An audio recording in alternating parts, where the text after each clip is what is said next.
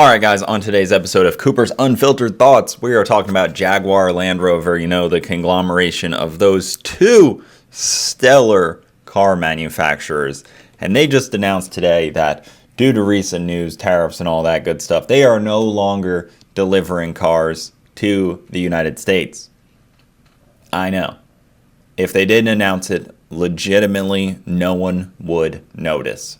Mostly because right now they have about a 170-day supply of new Jaguars sitting on... Do you say Jaguar? I hate that. It's Jaguar. Sitting on dealership lots. And Land Rover has 26,000 new ones sitting on dealer lots ready for you to walk in and purchase. So, I think they have a decent amount of stock at the moment. I think they'll be good for a little while. 170 days, it should bring them to the end of the year. I don't know. They already planned on ramping down production of Jaguar for the next year because they didn't have a vehicle. They were kind of in a transitional phase and they didn't have a vehicle, so they're going to ramp it down. And now they just announced monumentally that they will stop shipping cars to the U.S. And I think the only people that will care are people that sell them for a living, likely. I don't think there's any customers are going to notice. I think even Land Rover and all the Range Rover lineup, they have priced themselves out of the conversation. They just kept increasing the price, but keeping the look the same for the last 10 years and the quality and feel the same for the last 10 years, that they've just priced themselves into this category of their own. Sounds like a cool place to be. Not really great for sales. But they have some decent looking vehicles at the moment, and even some sporty stuff and two-door SUVs, and they have a decent lineup. It is just monumentally expensive, and they are both Jaguar and Land Rover are the poster child for you better have a warranty. If you have one of these cars and the warranty is up, get rid of it. Hot potato on to the next guy. Yeah, it lost a bunch of money in resale value, but too bad. You got to get rid of it because it's going to kill you eventually. It's going to hit you over the head with a $50,000 bill on a $80,000 car or something like that. I don't know. I'm just making that up. But I'm looking through some of the cars for sale right now. You can get a 2025 Land Rover Range Rover Sport. I like how it's Land Rover Range Rover. This is just the dumbest naming. The SV Edition 2 four-wheel drive for $233,000. Grab yourself one today. That thing won't last long, I'm sure.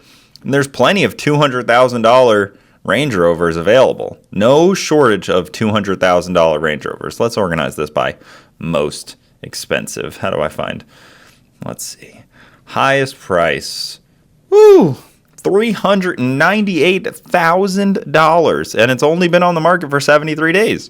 Or this one, $370,000. Oh, and they got this one that's super ugly. It's extra long, and it kind of looks like a Ford Flex or Fusion or whatever those things were that were square, and people were like, oh, that's so ugly. And now in 2024, here they are on the Range Rover lot, ready to be picked up by you.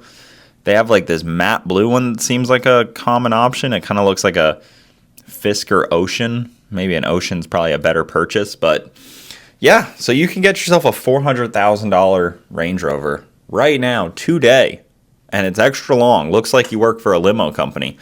But to really tell this whole story, I think we need to zoom back a little bit. And now, there's some comedy when you zoom back a little.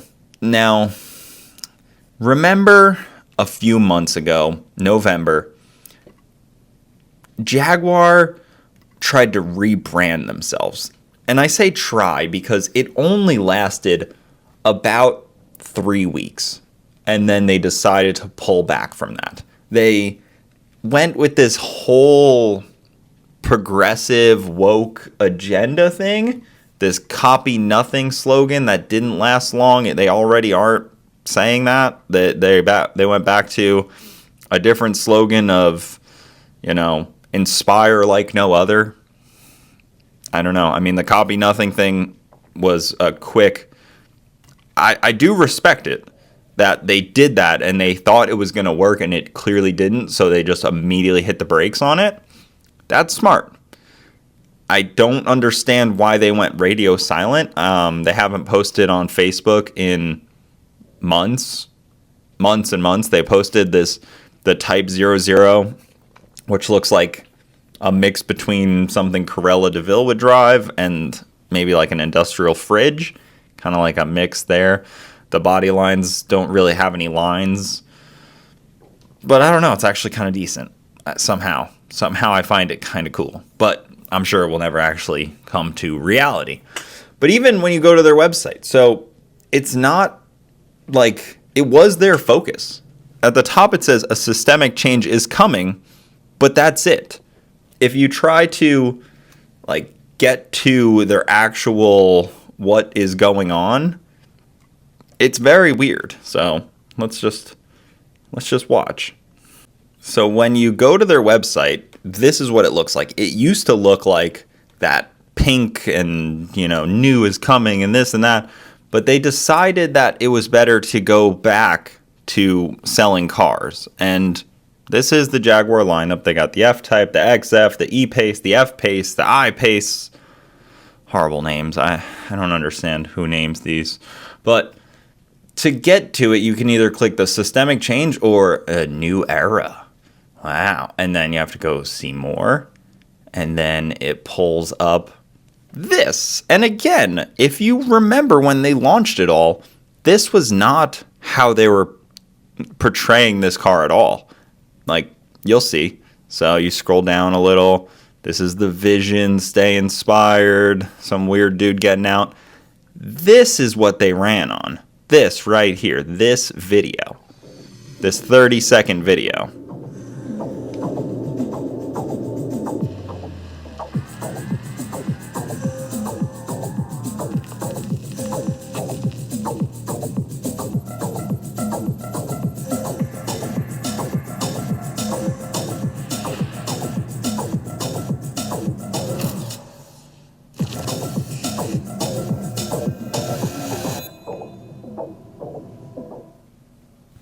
And this video has since been unlisted from their YouTube channel. It is no longer their main focus, and they haven't posted on their YouTube channel in, again, months. They just fully pulled back from this. The market didn't agree with this new direction, the industrial fridge, so they pulled back. You can see all the new era stuff, but again, they said, no, we've had enough, I think. I think the people have taken all that people can handle, and they decided to pull back. Now, like I was saying, no one's going to notice. They sold 11,500 cars in 2024, Jaguar, 38% increase. And Land Rover sold 87,000 new cars, and they're up 32%. So they don't sell a whole lot of cars, under 100,000 cars between the two. And that was a big year for them. They are up in sales in 2024. And now they're pulling out completely. But they don't sell cars. So why does anybody even care? I mean, no one does care. You don't see it all over the news. It's like a blip in the radar that they were hoping would maybe move the cars that are currently on the lot. I think that was their goal, is like, whatever is on the lot, maybe we can clear it out, help our dealers out, and our dealers can hopefully pivot to a used car service economy, because all of these cars need a ton of service. But how will you keep that rolling if you don't sell cars? And they have no new cars on the horizon. Like I said, there's nothing new coming out. They were just going to stop for a while and let the inventory run out, which is a very scary place to be, where you're just like, we're just going to pause and hopefully sell some inventory. That's how backed up they got. But I like it. I like that they gave up. I like that they hired a marketing firm to help reimagine their brand. And then after 2 days of bad press, they just paused the whole campaign and fired the team, presumably, and moved on with their lives. And now they just have given up. They don't do it anymore.